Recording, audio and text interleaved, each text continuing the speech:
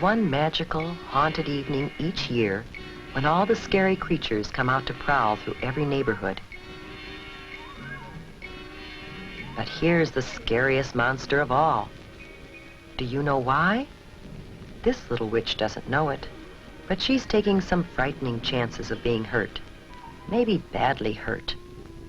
Her costume is very, very dangerous.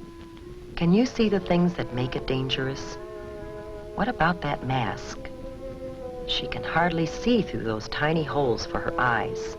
If you were wearing that mask, here's what it would be like. You can see straight in front of you, but unless you happen to turn your head, you wouldn't see that car coming as you start to cross the street. You could be run over. And unless you look down, you can't see that you're coming to a curb. Ow, that hurts. It's bad enough to take a tumble on hard pavement, but it would be even worse to sprawl out on the street in front of a car coming. Now let's imagine that we're in that car. Can you see her clearly? Why not? What is there about her costume that makes it hard to see her? As the driver of a car or truck, you might not see her until it's too late. And that's really scary. Before we think about some ways that the little witch could see and be seen better, let's take another look at her costume. Whoops, down she goes again. It seems as if she's collecting more bumps and bruises than candy tonight. Let's see if we can help her, shall we? And by helping her, maybe you can learn some things that will help you stay safe at Halloween. First, we need to turn back the clock and start this whole evening over again. One of the problems with this costume is that it's too long.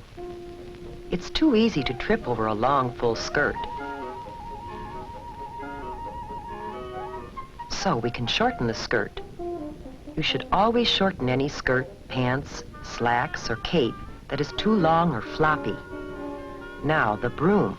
That's a clumsy thing to carry, and it's something that you're likely to trip over in the dark.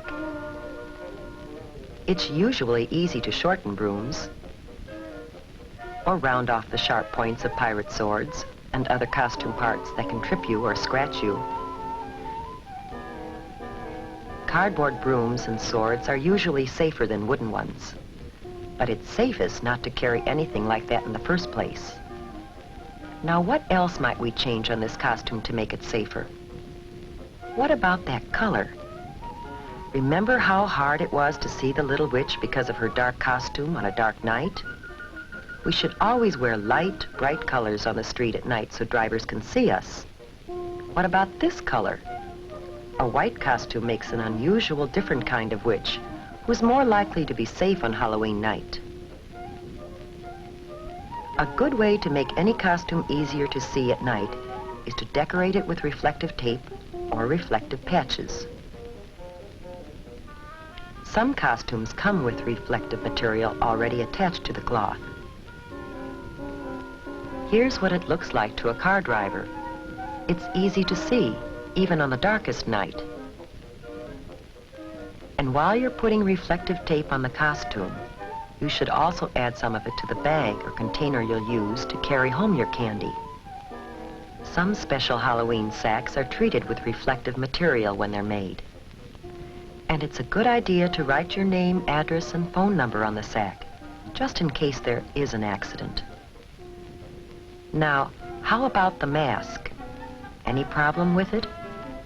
Do you remember how hard it was to see out through those little eye holes? To be safe at night, you have to be able to see clearly, as well as be seen. We can improve the mask by cutting larger holes to look out of.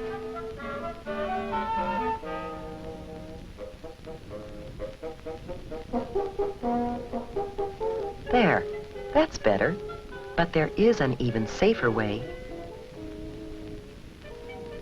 You can simply not wear a mask.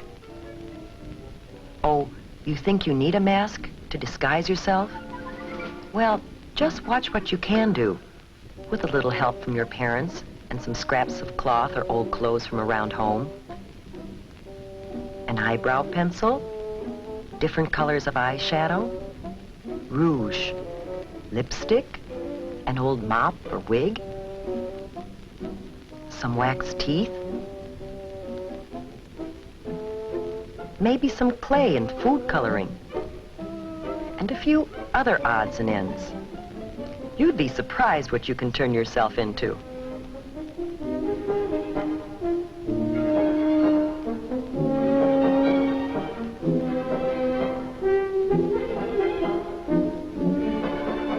Whether you buy a costume or design your own, be sure that it's made of flame-retardant material. That means material that won't catch on fire easily.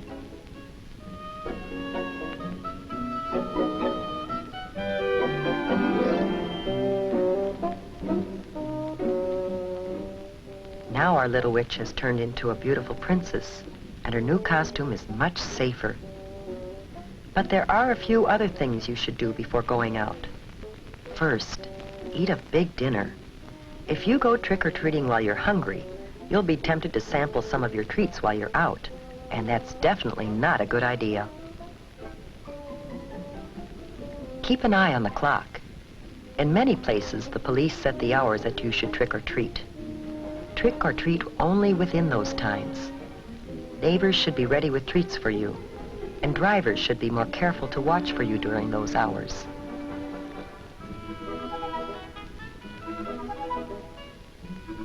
Make sure you carry a flashlight when you go. The light will not only help you see where you're going in the dark, but it will also make it easier for others, including drivers, to see you.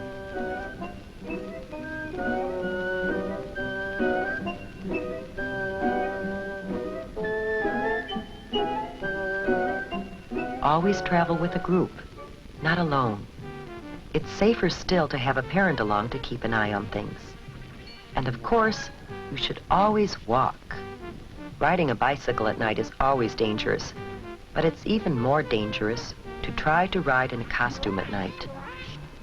As you go from house to house, stay on the sidewalks as much as possible. If you have to walk in an area where there are no sidewalks, walk as far off the roadway as possible and face the traffic. That way you can see what's coming and get out of the way if you have to. Cross streets only at brightly lighted corners, not in the middle of the block, and never between two parked cars. When you start across the street, cross quickly, but don't run, and don't stop in the middle of the street for any reason. Stay in your own neighborhood when you're trick-or-treating. Your neighbors are probably hoping to see you in costume on Halloween. And it's safest to visit people you know.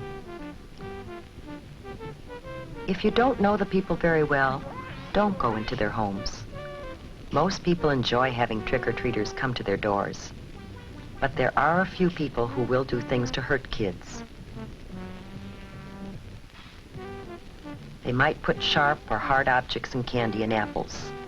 Or they might put something on fruit or gum that could make you sick if you eat it.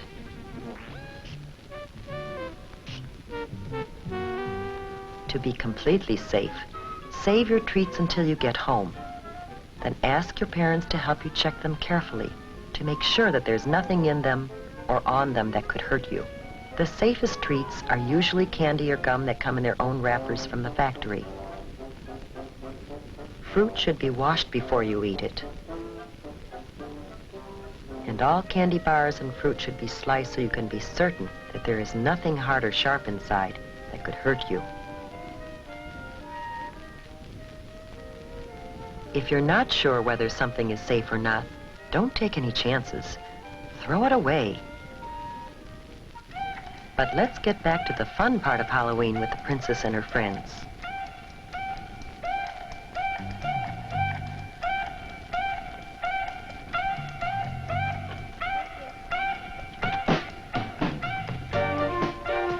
Almost everyone enjoys a good joke or riddle. What's your trick? What you guys eat for breakfast? What? Those toasties. What's a wiener when you take out its inside? What? A Halloweener. Where does Dracula keep his money? Where? In a blood bank. Here, have some candy. However, some practical jokes and pranks aren't so funny.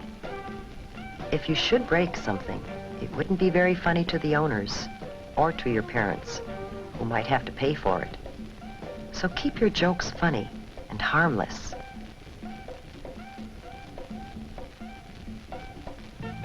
Tonight has been a magical night. We saw a scary monster changed into a beautiful, happy, and safe little princess.